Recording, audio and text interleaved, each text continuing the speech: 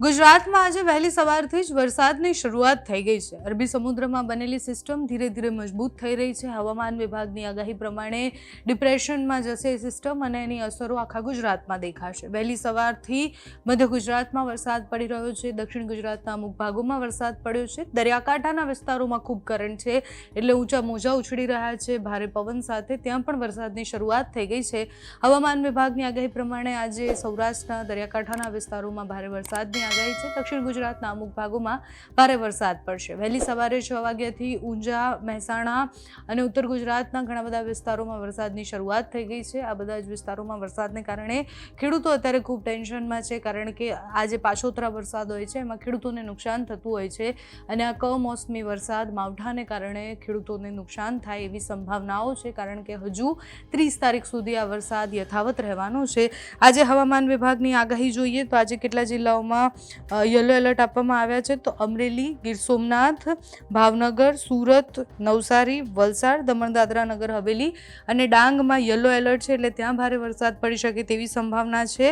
સાથે જ પછી અમદાવાદ, ગાંધીનગર આ બધા વિસ્તારોમાં કાલે વરસાદ પડવાની સંભાવના છે એટલે કાલે મોટાભાગના જિલ્લાઓ એવા છે સુરેન્દ્રનગર, અમદાવાદ, રાજકોટ, બોટાદ, અમરેલી, ભાવનગર, જૂનાગઢ, ગીર સોમનાથ આ બધા વિસ્તારોમાં વરસાદ પડશે। ભરૂચ, સુરત, નવસારી, વલસાડ, ડાંગ, દમણ દાદરા નગર હવેલીમાં વરસાદ પડશે એટલે મધ્ય ગુજરાતમાં પણ વરસાદ પડશે। દક્ષિણ ગુજરાત અને સૌરાષ્ટ્રના ભાગોમાં વરસાદની સંભાવનાઓ દેખાઈ રહી છે।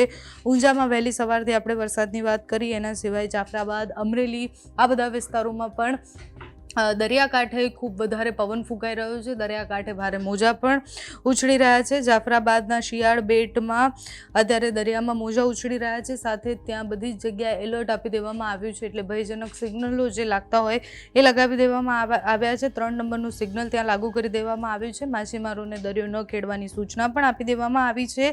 મહેસાણા જિલ્લામાં પણ વાતાવરણમાં અચાનકથી વહેલી સવારથી પલટો આવ્યો છે। દક્ષિણ ગુજરાતમાં પણ એ સ્થિતિ છે। દક્ષિણ ગુજરાતના વલસાડ, દમણ દાદરા નગર હવેલી, તાપી, નવસારી આ બધા વિસ્તારોમાં પણ વહેલી સવારથી વાતાવરણમાં પલટો આવી ગયો છે।